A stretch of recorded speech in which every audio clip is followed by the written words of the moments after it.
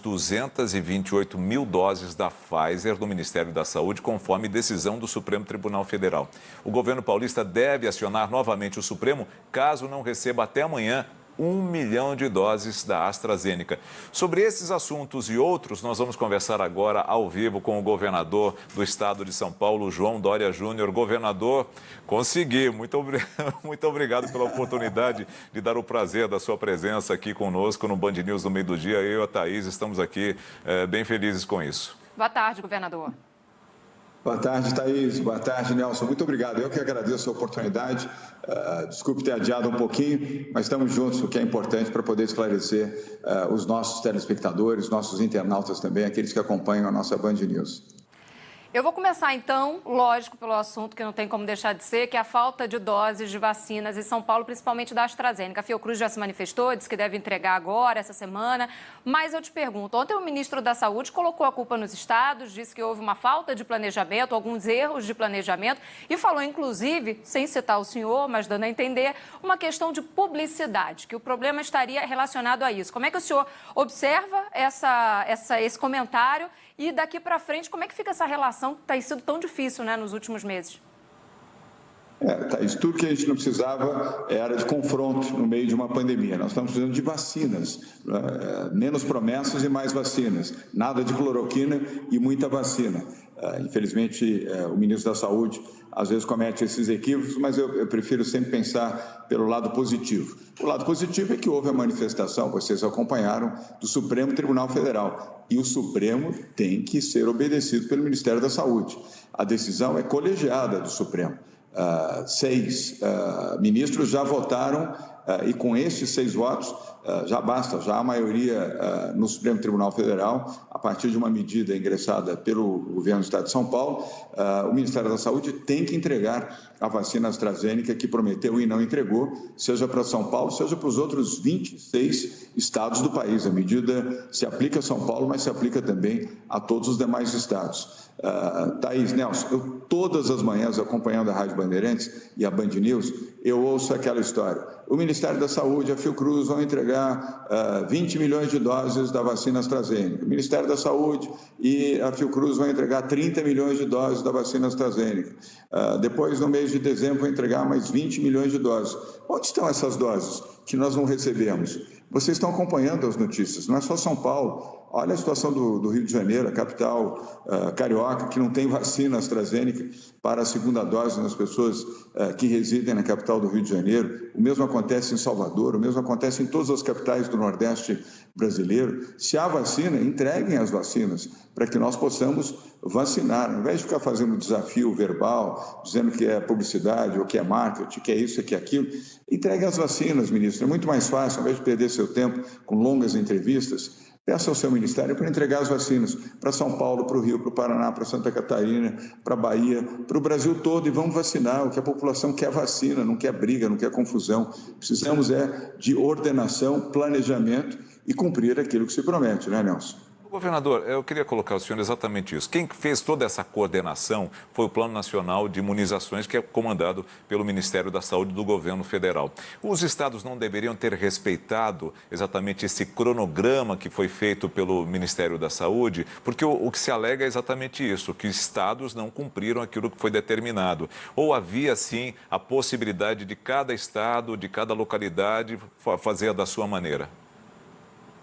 Nelson, poderíamos ter cumprido todos os estados se tivéssemos vacinas. As vacinas não foram entregues. O fato é esse. O governo prometeu e não cumpriu. Não entregou os lotes de vacinas no volume que havia prometido. Então ficaram os estados correndo com seus programas estaduais de imunização para não paralisar a vacinação. A população já sofreu demais com essa pandemia. Já perdemos 588 mil vidas. Temos que salvar as pessoas.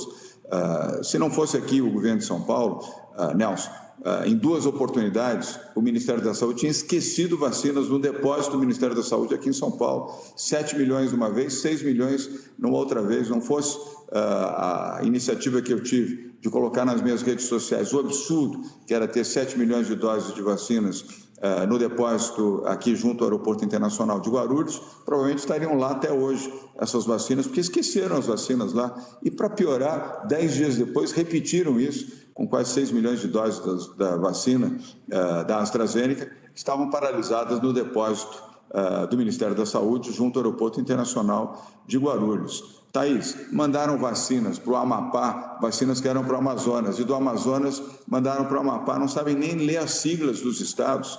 O Amazonas é um estado muito mais populoso que o estado do Amapá. Precisava de muitas vacinas, recebeu poucas, porque eram as vacinas do Amapá. E o Amapá recebeu muitas, porque eram as vacinas do Amazonas. Ora, o Ministério da Saúde tem dificuldade até para fazer leitura de logística, é primário, o que nós estamos vivenciando é vergonhoso. Mas, enfim, de novo, se eu fosse ficar aqui fazendo acusações ao Ministério da Saúde, nós vamos perder um tempo enorme. O que nós precisamos é de vacinas, para vacinar a população, completar o ciclo vacinal, proteger as pessoas, proteger vidas. Quem tomou a vacina da AstraZeneca está esperando para tomar a segunda dose da vacina da AstraZeneca no seu braço. Os 90 dias foram determinados pelo PNI, não foi pelos estados. Nos Estados Unidos, aliás, para fazer essa observação, e na Inglaterra, você toma a vacina da AstraZeneca com menos de 40 dias. Aqui o Ministério determinou 90 dias e a da Pfizer também. Nos Estados Unidos, quem toma a vacina da Pfizer toma a segunda dose em menos de 28 dias. Por que fizeram isso? Porque prometeram e não tinham vacinas. O Butantan viabilizou 100 milhões de doses de vacinas e, graças a Deus, eu mesmo tomei 2 doses da vacina aqui no meu braço, por isso estou aqui, estou vivo, estou bem, como certamente milhões de outras pessoas. 100 milhões de doses aplicadas, nós ajudamos a salvar 100 milhões de pessoas. Mas o Ministério da Saúde precisa parar de fazer política, parar de pensar em ideologia e tratar de cuidar do seu povo, da população, fornecer vacinas, tanto a AstraZeneca quanto as vacinas da Pfizer, já que o lote do Butantan agora está concluído. Cumprimos, inclusive, a nossa promessa antes mesmo do término do mês de setembro. Mais paz, mais vacinas, menos confusão e mais organização. É isso que o Ministério da Saúde precisa, Nelson. E eu queria tocar exatamente nesse ponto, governador, porque quando a gente fala, o senhor falou de mais paz, né, mais interlocução, mais vacina, e a gente abriu a nossa entrevista de hoje falando de uma decisão do Supremo e que o governo de São Paulo vai recorrer ao Supremo se essas vacinas da Pfizer não chegarem. Não seria o caso de desarmar para impedir essa judicialização que a gente viu tanto durante essa pandemia, de algumas decisões que deveriam ser práticas e rápidas, ou não? O senhor acha que não tem conversa, que não há como chegar num consenso, numa harmonia, né, com o governo federal, especificamente com o Ministério da Saúde, para que as vacinas cheguem e cheguem o mais rápido possível? Precisa realmente passar pelo Supremo? Thaís, você acabou de dar a resposta. Se fosse o Ministério organizado e comprometido, não haveria nenhuma razão de você ter que recorrer ao Supremo para ter vacinas. Aliás, é um absurdo você ter que recorrer à Suprema Corte para poder vacinar a população brasileira. Mas é isso que tem ocorrido por incompetência, inépcia, incapacidade, ideologia, negacionismo do governo federal. É triste. Nós não precisaríamos estar fazendo isso se o Ministério cumprisse o seu dever e a sua obrigação, que é disponibilizar vacinas para a população. Não é só de São Paulo, de todo o Brasil. E agora o Ministério da Saúde tem que obedecer à decisão do Supremo Tribunal Federal, seja para São Paulo, seja para os outros 26 estados. Eles terão que cumprir. Nós nem precisamos mais voltar ao Supremo. O Supremo se manifestou ontem, ao final da tarde, pelo seu pleno. Então, é decisão da Suprema Corte. O Ministério da Saúde tem que fornecer as vacinas para que os brasileiros possam ser vacinados. Thaís, quem faz confusão, quem faz inépcia, ou seja, que comete erros gravíssimos, é o Ministério da Saúde e é o governo federal. O ministro da Saúde falou outro dia, você viu, que ninguém precisa usar máscaras. As máscaras estão salvando e protegendo vidas. E um médico diz que você não precisa usar máscaras. Ora, faça-me favor, e ainda ministro da Saúde, aliás, o 4º ministro da Saúde, Thaís, em meio à pandemia, em 2 anos e meio, o 4º ministro da Saúde. É uma confusão generalizada no Ministério, é uma confusão, aliás, um governo confuso e incapaz, é lamentável. Mas, de novo, vamos aqui para o objetivo, termos vacinas para vacinar a população, seja a população de São Paulo, seja a população de outros estados. Mas é preciso também que a comunicação seja muito clara, muito objetiva, e a interpretação também, Thaís.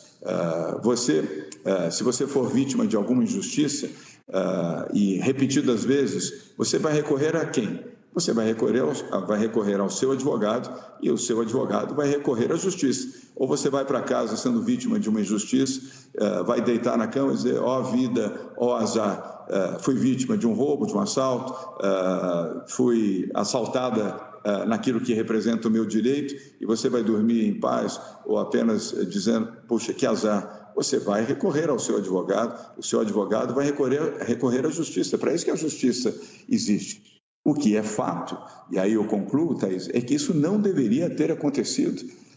Você sabe, o Nelson também, que se não fosse São Paulo e o Supremo, nós não teríamos iniciado a vacinação no Brasil no dia 17 de janeiro, porque o então ministro, o terceiro ministro do governo Bolsonaro da Saúde, Eduardo Pazuello, afirmava que a vacinação só iria começar em abril. E até disse para jornalistas, inclusive da Band News, lá em Brasília, numa célebre entrevista inesquecível, pressa para quê? E já tínhamos 150 mil brasileiros mortos e ele queria iniciar a vacinação em abril. Se não fosse a decisão do Supremo, o apoio do governo de São Paulo de buscar a vacina na China e a decisão da Anvisa de liberar essa vacina, nós não teríamos iniciado a vacinação no Brasil no dia 17 de janeiro. Salvamos milhões de vidas por termos iniciado a vacinação em 17 de janeiro. Poderíamos ter até, se houvesse a decisão da Anvisa mais cedo, vacinado mais pessoas ainda mais cedo. Mas graças a 17 de janeiro, que milhões de pessoas estão vivas, estão ao lado dos seus familiares e estão podendo viver. Governador, ontem saiu uma reportagem dizendo, aqui eu vou já entrar no campo político, no campo da disputa de 2022, da possibilidade de o senhor sair candidato, mas antes, ontem uma reportagem que dizia que os investimentos durante a sua gestão em São Paulo foram os menores. Foram? Não, houve um equívoco dessa reportagem. Aliás, o jornal é sério, o repórter nem tanto. Aliás, ele é mais primário, é mais júnior do que tudo, porque não fez a pesquisa adequada. Tanto que o jornal tirou da sua página eletrônica, se você abrir aí no seu computador, você não vai ver mais essa notícia. Porque nós demonstramos, a partir do momento que tivemos essa informação ontem à noite, evidente que o jornal já está impresso, né? Não dá para recolher o jornal, mas demos a informação correta, ampla, e como o veículo de comunicação é um veículo sério, ele tirou da sua página eletrônica porque percebeu que houve uma barrigada do seu repórter, né? Isso acontece, até com bons jornais, bons veículos de comunicação também podem errar. Nós erramos, o governo erra, veículos de comunicação erram também, mas a notícia é improcedente. Nelson. E eu quero, governador, já entrar, como o Nelson anunciou, nesse campo também. Queria uma análise do senhor, do retrato que se desenhou ao longo dos últimos dias. Tivemos no dia 7 de setembro um grande dia de protestos contra e a favor do governo federal, com o maior número naqueles que estavam apoiando o presidente Jair Bolsonaro, o governo federal de uma maneira geral, tomando as ruas.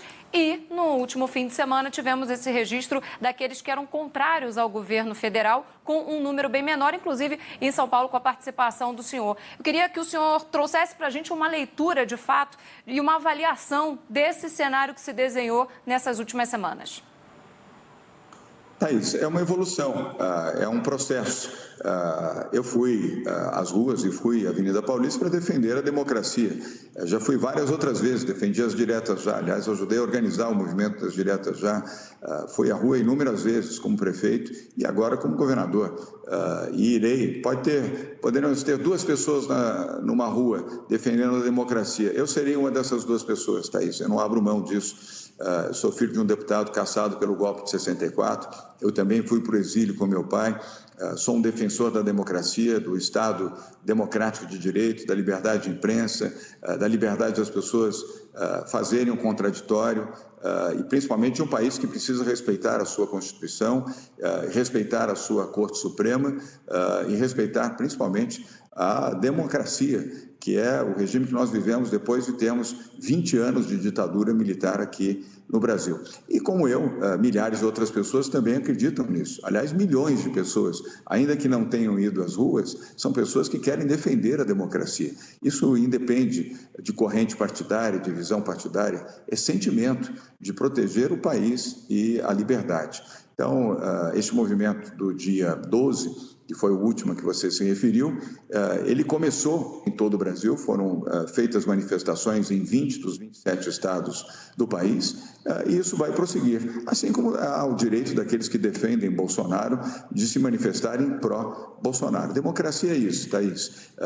Só não há discordância em regimes autoritários. O autoritarismo não permite discordar, ele pune quem discorda, ele ofende quem discorda, ele prende quem discorda. A democracia, você pode ter votos a favor, votos contra, você pode errar e pode acertar, isso faz parte do jogo democrático. Eu prefiro esse jogo democrático do que o jogo da ditadura. Governador, eu preciso entrar ainda nessa sua gestão de São Paulo aqui, porque é muito importante a gente tocar nisso, porque muito se fala que aquele que vai vencer em 2022 é aquele que tiver a menor rejeição. E há uma grande rejeição ao senhor. O que o senhor vai deixar de legado que possa fazer com que as pessoas entendam que a sua forma de governar é a ideal para o Brasil? Nelson, ela vem caindo desde janeiro. Caiu em janeiro, caiu em fevereiro, caiu em março, caiu em abril, caiu em maio, caiu em junho, caiu em julho, caiu em agosto e agora em setembro também. E por que caiu? Porque as pessoas começaram a perceber que aquelas medidas que nós adotamos no ano passado, de quarentena, obrigatoriedade de uso de máscara, obrigatoriedade de uso de máscara para o transporte público, para ingressar nas estações de metrô, nas estações da CPTM, para o transporte sob pneus, ou seja, nos ônibus, eram medidas necessárias para salvar vidas. E eu compreendo, as pessoas não ficaram felizes quando você teve que dizer, e eu vocalizei isso como governador de São Paulo, fique em casa, não saia de casa, se proteja. Use a sua máscara, só saia em caso de necessidade. Isso provocou danos para muitas pessoas, muitos negócios, bares, restaurantes, lojas, empreendimentos micro, pequenos e médios, empreendimentos comerciais e de outra ordem. Naturalmente, isso provocou uma rejeição, pessoas estavam machucadas com isso e principalmente com um discurso bolsonarista dizendo que a culpa era dos governadores e não da pandemia. O inimigo da economia não fomos nós governadores, foi a pandemia, foi a Covid-19. Mas agora, onde nós já temos aqui em São Paulo, 98% da população acima de 18 anos, já com pelo menos uma dose da vacina no braço, e caminhando para quase 60% da população com 2 doses, população adulta, com 2 doses da vacina no braço, já não temos mais quarentena em São Paulo, geramos 497 mil novos empregos aqui no estado de São Paulo no primeiro semestre, entre janeiro e junho. A economia de São Paulo cresce 3 vezes mais do que a economia do Brasil, as pessoas retomaram os seus negócios no comércio, nos bares, nos restaurantes, nas padarias, nas demais atividades e agora, muito proximamente, também eventos. Vamos ter Fórmula 1 aqui em São Paulo, inclusive com o apoio da Rede Bandeirantes de Comunicação. As coisas vão voltando ao normal e, Thaís, as pessoas vão olhando o passado e reconhecendo. O governador trabalhou pela vida, trabalhou pela garantia da existência e, portanto, esse grau de rejeição continuará caindo, como já caiu. Nós estamos hoje com metade daquela rejeição que tínhamos em janeiro deste ano. E tudo o tempo é o senhor da razão, Nelson. Nós precisamos ter paciência, compreensão e compreender também essas manifestações que foram feitas no passado e hoje já tem um posicionamento bastante diferente disso. E você verá ao longo dos próximos meses também, até o final deste ano, um outro sentimento em relação a um governo que protegeu vidas e que viabilizou vacinas e não cloroquina. Aqui, para o governo de São Paulo, cada vida vale. Então, o Nelson já perguntou de eleição ali, de uma maneira indireta, falando dessa rejeição, de como isso vem caminhando ao longo dos últimos meses. Eu quero já falar também nesse sentido, mas relacionados ao primeiro desafio de um futuro candidato, que é dentro do próprio partido, né? De passar pelas prévias, de ser o nome, de fato, que vai representar o partido. Muito tem se falado, né, governador, em terceira via. Quem vai ser esse nome da terceira via? Quem vai ter corpo também, né, para entrar nessa polarização até então Bolsonaro e Lula. E aí eu te pergunto, já o PMDB de Minas Gerais se manifestando favorável ao nome de Eduardo Leite, seu colega lá do Rio Grande do Sul. Como é que o senhor analisa isso e acredita numa reversão de quadro? Como é que o senhor projeta daqui para frente também esse cenário dentro do partido e, lógico, fora dele também?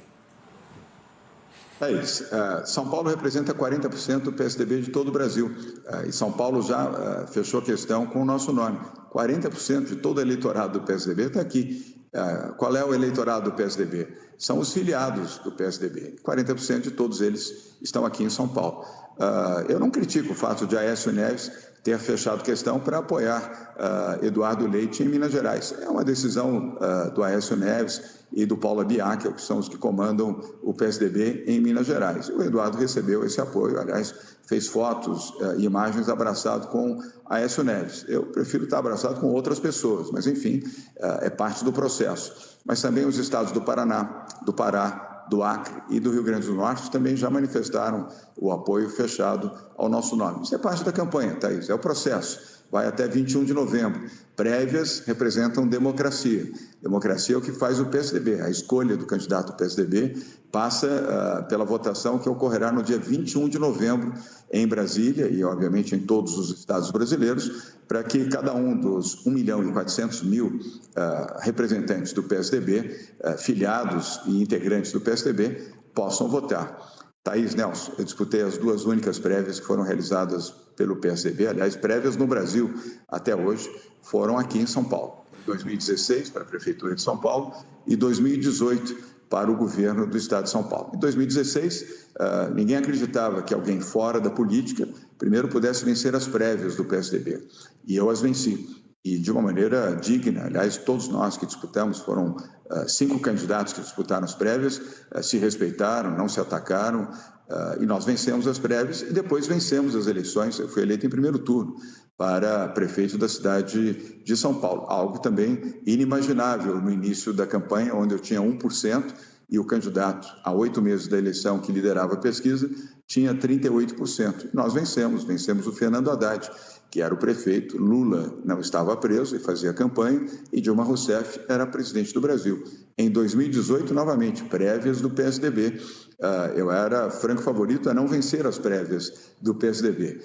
Trabalhei, vencemos as prévias, sem machucar ninguém, sem atacar. Eram 3 outros candidatos que disputavam as prévias, e depois vencemos as eleições aqui para o governo de São Paulo. Portanto, as prévias fortalecem, as prévias estabelecem um bom debate. Nós temos outros bons candidatos às prévias do PSDB, além do Eduardo Leite, Tasso Gereissati e Arthur Virgílio, portanto são 4 candidatos, e dia 21 de novembro o PSDB soberanamente escolherá o seu candidato. E aquele que vencer, Thaís, sairá fortalecido para dialogar e abrir este eixo de alianças no centro democrático para que possamos ter, de fato, na terceira via, a melhor via para atender esses 52%, Nelson, da população, de acordo com pesquisa Datafolha, que foi publicada há 6 semanas, daqueles que não querem nem Lula nem Bolsonaro. 52% da população do país não pretende votar nem em Lula nem em Bolsonaro. E nós poderemos ter uma boa alternativa de centro, equilibrada, pacífica, mais segura na gestão, para oferecermos emprego, a oportunidade de resgatar essas 30 milhões de pessoas que hoje vivem em situação de desemprego e de altíssima vulnerabilidade, para manter a saúde pública, a vacinação e a própria saúde pública através do SUS, Sistema Único de Saúde, com eficiência e amplitude em todo o país, e a proteção social àqueles mais vulneráveis e mais sofridos, que são essas pessoas que mais foram vitimadas pela pandemia neste período. Thaís.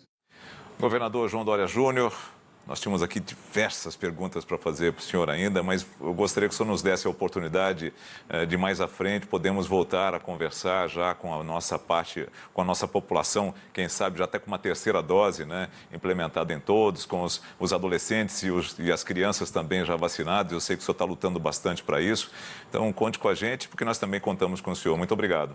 Um abraço, governador. Obrigado. Muito obrigado, Thaís. Muito obrigado, Nelson. Eu queria deixar aqui como mensagem final às pessoas que nos acompanham aqui.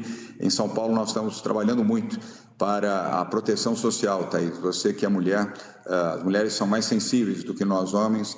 Hoje nós temos o programa Bolsa do Povo, que atende 2 milhões de pessoas vulneráveis aqui em São Paulo, para proteger, amparar. São 2 milhões também de Vale Gás para as famílias que não têm dinheiro para comprar o botijão de gás. 2.300.000 cestas do alimento solidário para famílias que não têm dinheiro para comprar o seu alimento e 60 milhões de reais, Thaís, para comprar absorventes femininos para jovens que faltam à escola e mães que faltam ao trabalho porque não têm dinheiro para comprar um absorvente feminino. Nosso governo é um governo comprometido com o atendimento aos mais humildes, aos mais pobres e aos mais vulneráveis. E temos a economia que mais cresce no Brasil, porque temos Henrique Meirelles e um bom time cuidando da economia, acordando cedo e dormindo tarde para trabalhar para os brasileiros de São Paulo. Nelson, muito obrigado. Thaís também, os nossos telespectadores aqui da Band News, internautas, obrigado. Fiquem bem, fiquem protegidos, fiquem com Deus. Tchau, governador. Um abraço ao senhor. Thaís.